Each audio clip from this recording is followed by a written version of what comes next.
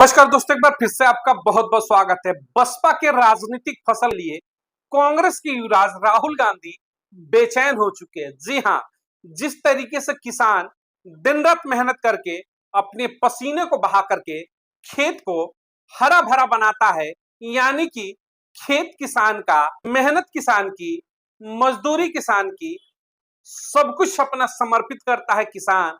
लेकिन जब फसल लहलहाती है कि इस पर तो अधिकार मेरा है। ठीक उसी तरीके से देश की राजनीति के अंदर बसपा ने अंबेडकरवाद की विचारधारा और बहुजन समाज का वो राजनीतिक फसल तैयार किया पिछले 40 सालों के संघर्ष के बाद, जिसे उस फसल के ऊपर अपना मालिकाना हक जताने के लिए कुछ चेहरे बेचैन हो चुके हैं। तो चलिए खबरों को विस्तार से शुरू करते हैं। स्क्रीन पर तस्वीरें आ रही होंगी, जरा ध्यान से देखिएगा। जी हाँ, नितिन मिश्राम साहब ने एक पोस्ट किया, उसमें उन्होंने लिखा कि बसपा की फसल कांग्रेस काटने के लिए तैयार है। यानी बसपा ने संघर्ष किया, बहुजन समाज को जागृत किया, लेकिन बसपा के दलित वोट के ऊपर कांग्रेस इस समय लगातार मेहनत कर रही कि उस फसल को, उस लहलहाती फसल को अपने पाले में कर लिया जाए। यानी बसपा की फसल कांग्रेस काटने को तैयार है। अब स्क्रीन पर एक और तस्वीर देखिएगा। राहुल गांधी के हाथों में आप देख रहे होंगे बाबा साहब भीमराव अंबेडकर की तस्वीर। अब राहुल गांधी को लग रहा है कि 2024 में नैया पार तो लगभग लगभग हो चुकी थी, थोड़ी सी गलती रह गई तो बच गए। तो अंबेडकरवाद के नाम पर 2024 चुनाव में खूब संविधान लहराया, कहा कि संविधान खतरे में है, वोट लिया, 100 का आंकड़ा भी छू लिया।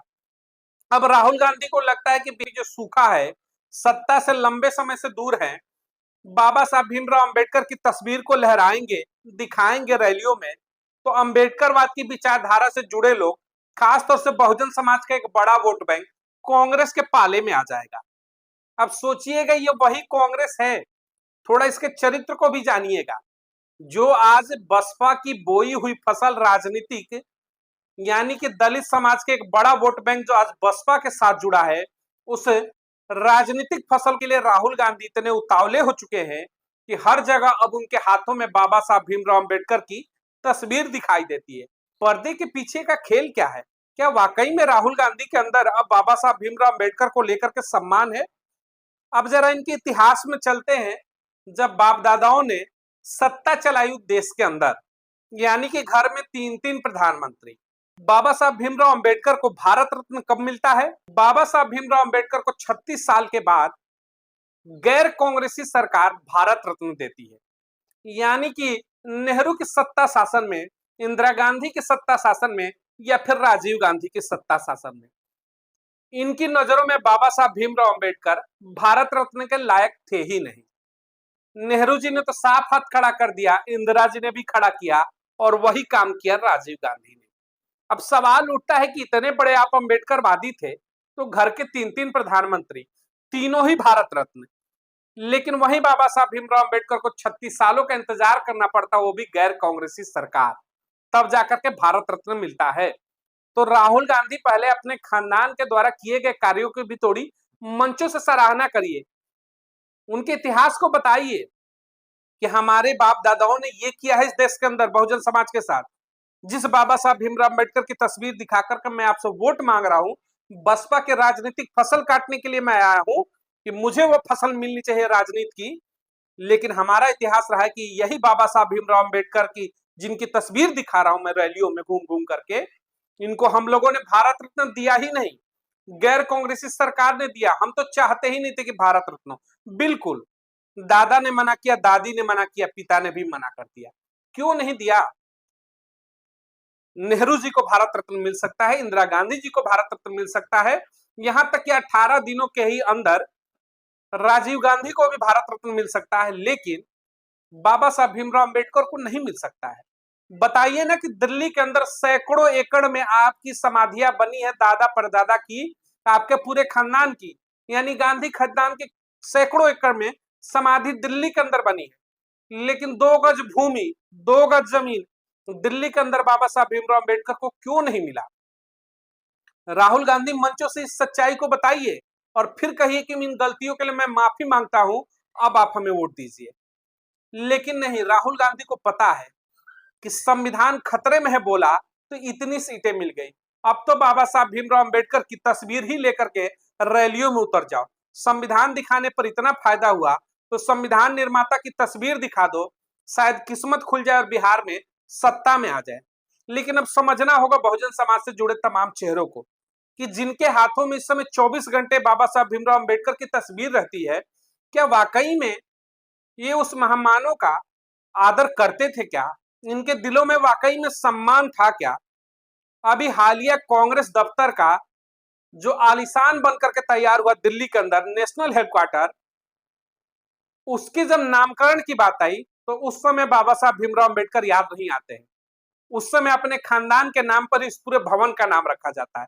रखिए ना उस भवन का नाम, अंबेडकर भवन रख दीजिए, क्या दिक्कत है? कांग्रेस कार्यालय का नाम उनके नाम पर रखिए, बाबा साहब के नाम पर नहीं रखेंगे। दिल्ली के अंदर हर चौराहे पर जाएंगे तो आपको राजीव गांधी के नाम से इंटरनेशनल स्टेडियम मिल जाएगा, इंदिरा गांधी के नाम से आपको एयरपोर्ट मिल जाएंगे, हर जगह कैंसर हॉस्पिटल संजय गांधी राजीव गांधी के नाम से मिल जाएंगे। हर चौराहे पर जाएंगे तो इनके नाम से, अलग अलग चौराहे से लेकर के दिल्ली के अंदर तमाम बड़े बड़े संस्थानों के नाम गांधी परिवार के नाम से मिल जाएंगे। बाबा साहब भीमराव अंबेडकर के नाम पर क्यों नहीं मिलता? और दिल्ली के अंदर उनको 2 गज की जमीन क्यों नहीं दी गई? और आज तक दिल्ली के अंदर उनके नाम पर जिस मकान के अंदर उन्होंने आखिरी समय तक अपनी सांसें ली, उसे सुरक्षित क्यों नहीं किया कांग्रेस ने? नहीं बोलेंगे। यही तो इनका चरित्र है। समझना होगा कि हाथों में तस्वीर लेकर के बाबा साहब भीमराव अंबेडकर की आप अंबेडकरवादी नहीं हो सकते हैं। आप सिर्फ और सिर्फ राजनीति का वो फसल काटना चाहते हैं जिसे बीएसपी सुप्रीमो बहन मायावती जैसे चेहरों ने अपने पूरा संपूर्ण जीवन निछावर करके, संपूर्ण जीवन समर्पित करके एक बड़ा संघर्ष किया, एक लंबा संघर्ष किया। उस संघर्ष के बाद आज ये समाज उठ खड़ा हुआ है। ये समाज जीवंत हो चुका है, दलित समाज, जो अपने अधिकारों को शायद जानता ही नहीं था, क्योंकि कांग्रेस ने कभी चाहा ही नहीं कि दलित समाज खुलकर के सत्ता में आए, भागीदार बने। वरना जिस बाबा साहब भीमराव अंबेडकर की तस्वीर दिखा करके राहुल गांधी को आज सत्ता की चाबी दिख रही है, उन्हीं के खिलाफ प्रत्याशी उतार करके चुनाव भी हराने का काम किया था, यही कांग्रेस थी। इसीलिए तो कह रहा हूं कि पहले अपने इतिहास को मंचों से बताइए कि बाप दादाओं ने किस तरीके इन्हीं बाबा साहब भीमराव अंबेडकर के खिलाफ बड़े बड़े कारनामे किए थे। और आज उनका पोता निकलता है, रैलियों में ले जाकर के तस्वीर दिखा करके कहता मैं बड़ा अंबेडकरवादी। तो चेहरे के पीछे बहुत बड़े चेहरे छुपे हैं, बहुत इतिहास छिपा है। जानिए, बहुजन समाज को तो खासतौर से जानना होगा कि आपको राजनीतिक भागीदारी बीएसपी सुप्रीमो बहन मायावती जैसे चेहरों ने दिया। कहा कि सड़कों पर आओ, गले में नीला गमछा लो, मूछों पर ताव दो, बोलो, लोगों से बातें करो, खुल करके अपनी मांगे रखो, राजनीति करो, सत्ता के भागीदार बनो। बहन मायावती ने जज्बा पैदा किया। ये तस्वीरें दिखा करके वोट मांगने वाले बहन मायावती का जो राजनीतिक फसल है, उसे काटने की तैयारी कर रहे हैं राहुल गांधी जैसे चेहरे। हर रोज हर रैली में इनके हाथों में बाबा साहब की तस्वीर दिखेगी। कितना सम्मान आप लोगों ने बाबा साहब का किया, किसी से छिपा नहीं है राहुल गांधी। तो समझना होगा बहुजन समाज से जुड़े तमाम देश भर के युवाओं को कि बसपा के राजनीतिक फसल जिसे बीएसपी सुप्रीमो बहन मायावती ने अपने संघर्ष से 40 सालों का संपूर्ण जीवन समर्पित करके तैयार किया है, उस बट वृक्ष को, अब उसके राजनीतिक फसल को फायदा उठाने के लिए राहुल गांधी तत्पर हो चुके हैं, कांग्रेस तत्पर हो चुके हैं, तमाम चेहरे। तो संभल करके रहिएगा ऐसे चेहरों से। अंबेडकरवाद से इनका लेना देना नहीं है। राजनीति की सत्ता चाहिए, सिंहासन चाहिए, तो हाथों में बाबा साहब भीमराव अंबेडकर की तस्वीर है। वरना कांग्रेस का इतिहास बाबा साहब को लेकर के क्या था, अब किसी से छुपा नहीं है। बहुत हुआ आंख मिचौली, अब सच से पर्दा उठ करके रहेगा, क्योंकि बहन मायावती का संघर्ष धूमिल नहीं होने देगा देश भर का बहुजन समाज। आप भी बहुजन समाज से जुड़े हुए चेहरे हैं, तो बहन मायावती के किए गए संघर्षों को कभी धूमिल होने मत दीजिएगा। लाख कोशिशें राहुल गांधी पूरा खानदान करता रहे, लेकिन आप बहन मायावती के हाथों को ही मजबूत करिएगा। इस वीडियो को अधिक से अधिक लोगों तक शेयर जरूर करिएगा, ताकि पूरी सच्चाई देश भर के युवा समझ सके। मिलेंगे अगली तमाम बड़ी खबरों को लेकर के। चैनल को अधिक से अधिक लाइक और सब्सक्राइब करिएगा। चैनल का कारवा आगे बढ़ेगा तो ऐसी तमाम बड़ी खबरें लेकर आपके बीच में मौजूद रहेंगे। बहुत बहुत धन्यवाद।